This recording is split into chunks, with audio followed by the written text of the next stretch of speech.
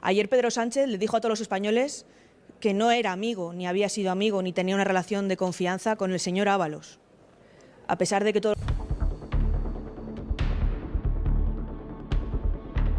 Buenos días, queridos espectadores. Hoy quiero hablar con ustedes sobre lo que está sucediendo en la política española en este preciso momento, en estos mismos días. Y no se trata de aburridos debates parlamentarios, sino de una verdadera crisis de poder que se está desarrollando ante nuestros ojos. El 3 de diciembre de 2025, Esther Muñoz, portavoz del Partido Popular en el Congreso de los Diputados, realizó una declaración que duró apenas 8 minutos. Pero estos 8 minutos contenían tantas acusaciones, tanta crítica y tantos puntos dolorosos de la política española contemporánea que simplemente no se pueden ignorar. Empecemos desde el principio. Muñoz abrió su intervención con un tema que actualmente está literalmente haciendo estallar el espacio político español. Se trata de las relaciones entre el gobierno de Pedro Sánchez y el partido catalán Junts, liderado desde el exilio por Carles Puigdemont. Y aquí comienza el verdadero drama. Imagínense la escena. El presidente del gobierno del país, la persona que debe representar los intereses de toda la nación, literalmente se humilla ante un partido regional separatista solo para mantenerse en el poder un poco más, solo un poquito más, solo unos meses más. Míriam Nogueras, representante de Junts, rechazó públicamente el apoyo a Sánchez. Básicamente le cerró la puerta en las narices al presidente del gobierno de España. Y no es la primera vez. Muñoz utiliza una expresión muy precisa. Dice que Junts está empezando a percibir su relación con Sánchez como algo anecdótico. En otras palabras, como una broma, como algo poco serio. Cada vez se distancian más del presidente, y esto es sintomático, porque si incluso aquellos a quienes Sánchez intenta apaciguar a cualquier precio, comienzan a darle la espalda, ¿qué dice eso sobre el estado de su gobierno? Esther Muñoz no se guarda las palabras. Llama a lo que está ocurriendo vergonzoso y patético al mismo tiempo. Es vergonzoso que Sánchez esté dispuesto a ceder lo que sea para mantenerse en el poder, pero es aún más patético que se humille en vano. Se arrastra de rodillas y ni siquiera le tiran migajas. Esta es la humillación política en su forma más pura. Vemos a un presidente del gobierno que un día dice que cumple con sus compromisos y al día siguiente los incumple intentando complacer a Puigdemont. Sánchez trae a toda prisa al Parlamento cuestiones que espera que le gusten al líder de los separatistas catalanes. ¿Y qué obtiene a cambio? Otro rechazo. Otra bofetada. Esto ya no es política. Esto es algún tipo de teatro del absurdo. Muñoz subraya el problema clave. Sánchez no tiene mayoría parlamentaria para gobernar el país. Se mantiene en el poder exclusivamente gracias a constantes negociaciones, compromisos y concesiones. Se ha convertido en rehén de su propia debilidad. Y lo más terrible de esta situación es que quien sufre no es él personalmente, sino toda España. Ahora hablemos del segundo gran tema que tocó Muñoz en su intervención. Y aquí comienza una historia completamente diferente. Mentirle a todos los españoles a la cara. Ayer Pedro Sánchez le dijo a todos los españoles que no era amigo, ni había sido amigo, ni tenía una relación de confianza con el señor Ábalos. A pesar de que todos los españoles hemos visto un mensaje del señor Sánchez a Ábalos hablando sobre su amistad. Ayer Sánchez mintió a todos los españoles una vez más. Es el farsante de siempre, de nuevo, intentando mentir. Sánchez ha dicho que su relación con Koldo era anecdótica, a pesar de que era el que le llevaba los avales, el que conducía su coche en primarias, a pesar de que era una de sus personas de confianza que iba a fiestas de cumpleaños con el presidente Sánchez. Sánchez ha dicho que no conoce a Ábalos de amigo, que es bueno, que le conocía y que por eso le hizo secretario de organización del partido y por eso le hizo ministro, pero no porque tuvieran una relación de confianza o de amistad. Tampoco conocía al señor Cerdán en sus cuestiones personales, tampoco conocían al señor Salazar. El entorno del presidente del gobierno tiene el mismo modus operandi. Luego no es casualidad, no es una manzana entre un grupo de muchas manzanas lustrosas, es que todas han resultado ser podridas. Todos aquellos a los que les daba la mayor protagonismo, los principales cargos de responsabilidad, ya fuesen en su gobierno o en su partido, han resultado ser parecidos. Corrupción, prostitución, acoso sexual. Todo lo que hemos conocido ayer, de que se intentó borrar las denuncias que por miedo habían presentado compañeras del señor Sánchez en Moncloa por todo el acoso sexual al que les tenía sometido el señor Salazar, que se hayan intentado borrar.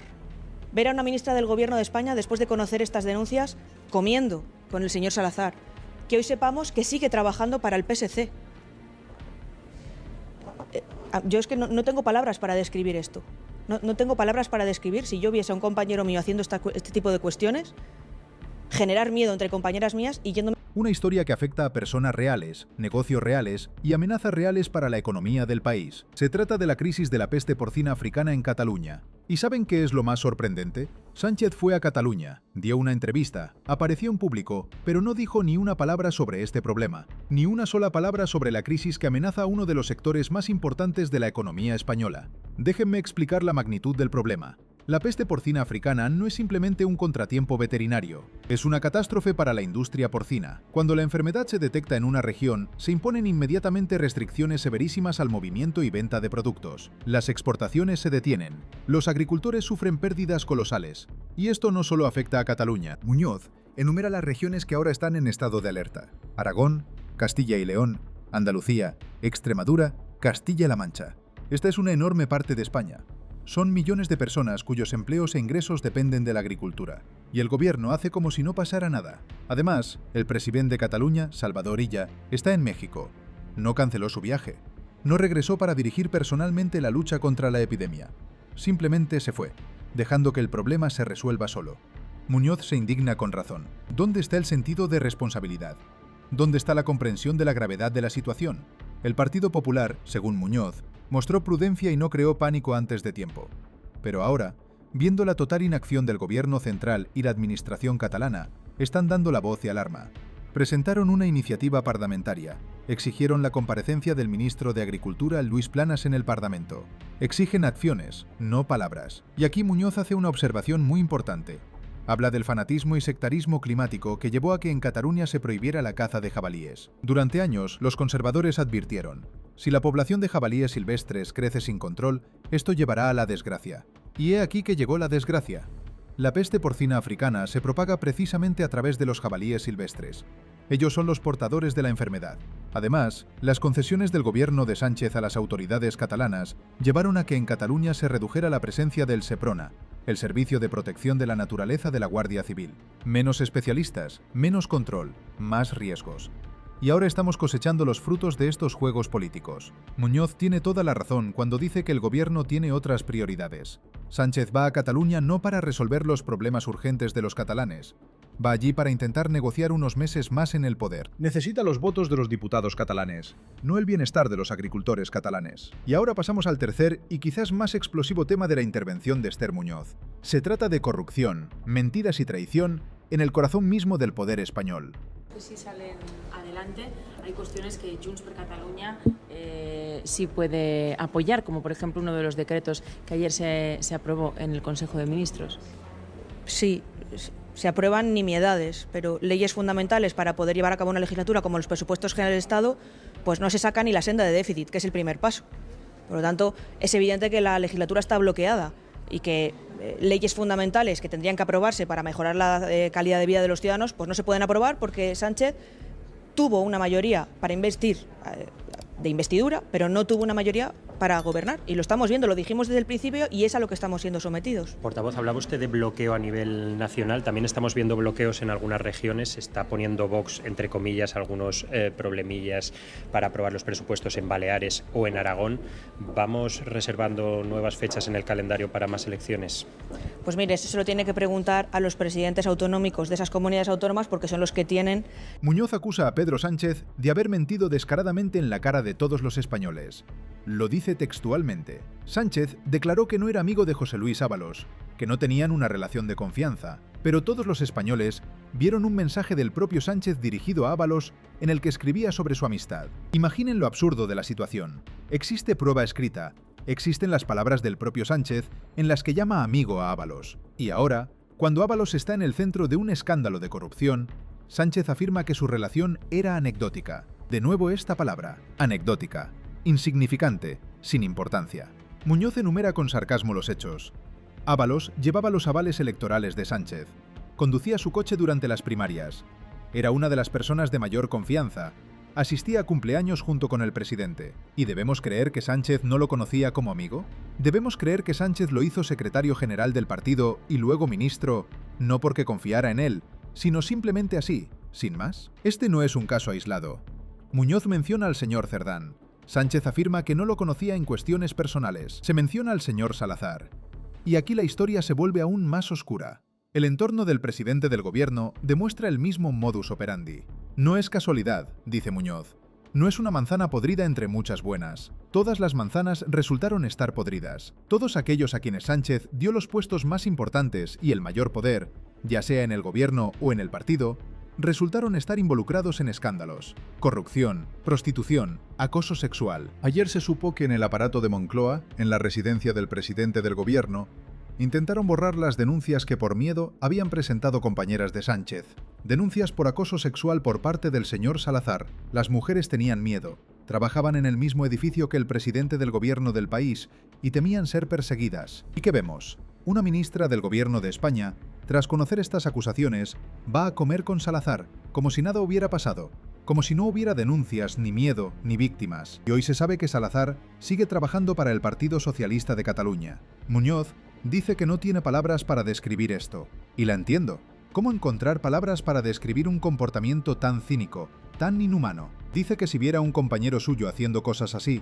generando miedo entre sus compañeras, y si su partido intentara encubrir estas acusaciones, y luego ella fuera a comer con él como si nada, es inimaginable. Y lo más terrible es que esta historia no tuvo ninguna consecuencia. Nadie fue responsabilizado. Nadie fue castigado. La vida continúa como siempre. Esto, como dice Muñoz, es profundamente dramático para nuestro país. Pero el Partido Popular no va a detenerse. Muñoz informa que seguirán fiscalizando al gobierno como lo han hecho hasta ahora. Es más, ya han presentado preguntas por escrito a la luz de las declaraciones del exsecretario general del Partido Socialista y exministro Ábalos. Ábalos insinuó que viviendas estatales de ministros, que se pagan del bolsillo de todos los españoles, podrían haber sido utilizadas para asuntos que no deberían haber ocurrido allí. Muñoz pregunta con cierta ironía: ¿tal vez Ábalos se refiere a que Íñigo Errejón visitaba el apartamento de Yolanda Díaz? ¿O se trata de otro tipo de situaciones? En cualquier caso, el Partido Popular ha presentado varias preguntas y exige que Yolanda Díaz responda rápido y claro. Quieren que explique a qué exactamente se refería Ábalos, porque los españoles tienen derecho a saber cómo se utiliza su propiedad y su dinero. Los periodistas presentes en la rueda de prensa hicieron a Muñoz una pregunta lógica. Si Junts ha dado un segundo portazo al gobierno, si la situación es tan mala, ¿no es hora de que el Partido Popular mismo se acerque a Junts con una propuesta de moción de censura? La respuesta de Muñoz fue extremadamente clara. El Partido Popular no tiene que llamar a la puerta de nadie. Es evidente que es el propio Junts quien dice que la legislatura está muerta. Es el propio Junts quien ve que el gobierno no está tomando medidas en una crisis sanitaria de esta magnitud en Cataluña. Ellos deben decidir si quieren seguir sosteniendo un gobierno que no solo es corrupto e incompetente, sino que además mira hacia otro lado ante crisis graves en su comunidad autónoma. El Partido Popular lo ha dicho repetidamente en público. El líder del partido, Alberto Núñez Feijóo, lo ha dicho abiertamente. El problema no es que no tengan ganas de presentar una moción de censura. El problema es que no tienen los votos. Y eso no está en sus manos. Por eso el Partido Popular exige elecciones. Porque si el gobierno no tiene mayoría para gobernar el país y la oposición no tiene mayoría para una moción de censura, entonces lo lógico y democrático es dar la palabra al pueblo. Y esto, dice Muñoz, lo entiende todo el mundo. Han sido lo más claros posible. Más claro es imposible. El Partido Popular está dispuesto y tiene los votos para quitar a Sánchez. Que decidan quiénes siguen apoyándolo. ¿Quieren seguir sosteniendo este gobierno corrupto e incompetente que mira hacia otro lado ante las crisis en Cataluña? Es su elección. Los periodistas objetaron. Pero algunos decretos sí salen adelante. Algunas iniciativas Junts sí las apoya.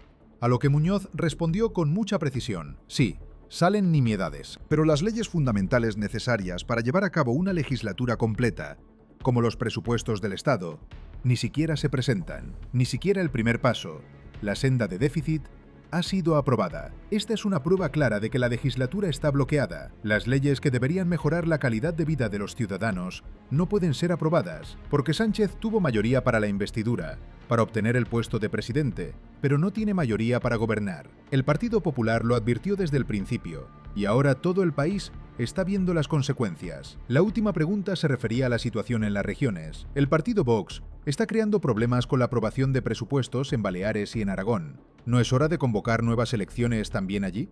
Muñoz respondió diplomáticamente que eso es una pregunta para los presidentes regionales de esas autonomías, porque son ellos quienes tienen la legitimidad jurídica para convocar elecciones. Pero el mensaje principal lo formuló claramente. Vox tiene que decidir qué quiere ser. ¿Quiere favorecer que en el poder no estén gobiernos de izquierdas? ¿O quiere jugar al juego del Partido Socialista? Tienen que definir su posición. Así, queridos espectadores, en 8 minutos Esther Muñoz pintó un cuadro de la política española contemporánea.